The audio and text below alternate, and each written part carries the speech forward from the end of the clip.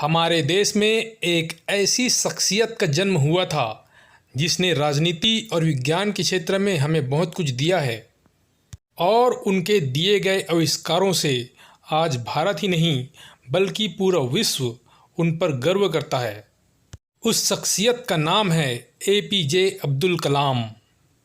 विज्ञान के क्षेत्र में हमें बहुत कुछ देने वाले इस शख्सियत का जन्म 15 अक्टूबर 1931 को रामेश्वरम तमिलनाडु में हुआ। अब्दुल कलाम मुस्लिम धर्म से थे। उनके पिता का नाम जैनुलबीदीन था जो नाव चलाते थे और इनकी माता का नाम आसियम्मा था। अब्दुल कलाम का बचपन बहुत ही संघर्षों में गुजरा क्योंकि ये गरीब परिवार से थे और ये बचपन से ही पढ़ाई के साथ साथ काम भी करते थे। जिस प्रकार अखबार बांटने के लिए किसी को काम पर रखा जाता है, उसी तरह अब्दुल कलाम भी बचपन में अखबार बांटने जाया करते थे ताकि वो अपने परिवार का खर्च चला सके। उन्होंने रामेश्वरम रामनाथपुरम के मैट्रिकुलेशन स्कूल से अपनी प्राथमिक शिक्षा ग्रहण की। अब्दुल कलाम में बचपन से ही कुछ नया सीखने की जिज्ञासा दृढ़ थी।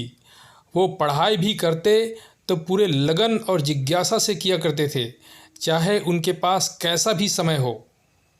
अपनी स्कूली शिक्षा के पूर्ण होने के बाद, जैसे कि आप जानते हैं कि अब्दुल कलाम की रुचि विज्ञान में थी, तो उन्हें भौतिक विज्ञान में स्नातक करना था। उसके लिए उन्होंने तिरुचिरापल्ली के सेंट जोसेफ कॉलेज में दाखिला लिया और 1954 में उन्होंने स्नातक की पढ़ाई पूरी कर ली। स्नातक की पढ़ाई पूरी करने के बाद अब्दुल कलाम आगे की पढ़ाई पूरी करना चाहते थे, जिसके लिए उन्होंने 1955 में मद्रास की ओर प्रस्थान किया। वहां जाने के बाद उन्होंने अंतरिक्ष विज्ञान की शिक्षा ग्रहण की क्योंकि उनकी रुचि भौतिक विज्ञान में ज़्यादा थी। उनके शिक्षा का ये दौर करीब 1958 से 1960 तक चलता रहा। अपनी शिक्षा को पूर्ण करने के बाद अब्दुल कलाम ने एक वैज्ञानिक के रूप में DRDO यानी रक्षा अनुसंधान और विकास संगठन में काम किया।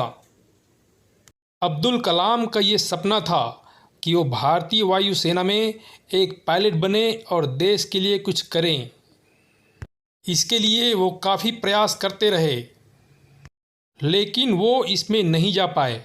परंतु उन्होंने अपनी इसी सपने को सकारात्मक माध्यम से एक नई दिशा दी और उन्होंने शुरुआत में भारतीय सेना के लिए एक छोटा हेलीकॉप्टर का मॉडल तैयार किया।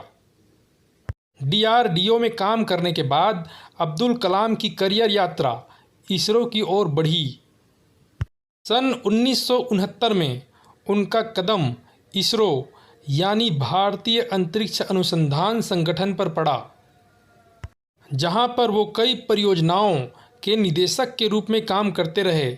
और गर्व की बात यह है कि इसी दौरान 1980 में इन्होंने भारत के पहले उपग्रह पृथ्वी या SLV-3 को पृथ्वी के निकट सफलतापूर्वक स्थापित किया। इन्होंने भारत के लिए ये काम इतना बड़ा कर दिया था कि इनके इस काम की वजह से हमारा देश अंतर्राष्ट्रीय अंतरिक्ष क्लब का सदस्य बना। अब्दुल कलाम निरंतर विज्ञान के लिए नया नया काम करते रहे, जिसमें उन्होंने भारत के पहले परमाणु परीक्षण को भी साकार करने में अपना सहयोग दिया।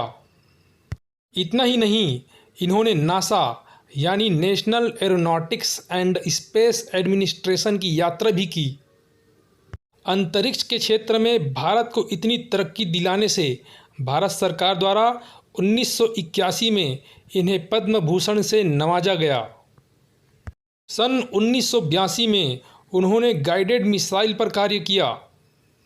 अंतरिक्ष के क्षेत्र में इतनी लगन और निष्ठा को देखते हुए भारत सरकार ने 1990 में फिर इन्हें पद्म भूषण से नवाजा, जो कि बहुत ही गर्व की बात है। अब्दुल कलाम आज़ाद को रक्षा मंत्री के विज्ञान सलाहकार के रूप में भी चुना गया, जिस पर वो 1992 से 1999 तक रहे। इतना ही नहीं, इस कार्यकाल के मध्य में यानी 1997 में उन्हें भारत रत्न से नवाजा गया और इसी तरह योगदान देते हुए उन्होंने आगे भारत के दूसरे परमाणु परीक्षण को सफल बनाया।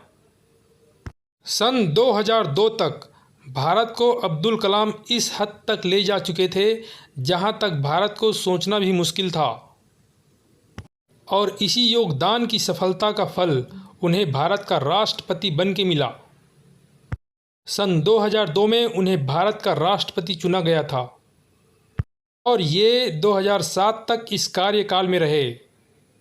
उनको उनके काम की वजह से मिसाइल मैन जैसे नामों से जाना जाता है। इसके बाद उन्होंने शिक्षा संस्थाओं के कई पदों पर कार्य किया। 27 जुलाई 2015 को वो शिलोंग के भारतीय प्रबंधन संस्थान में लेक्चर देने गए थे।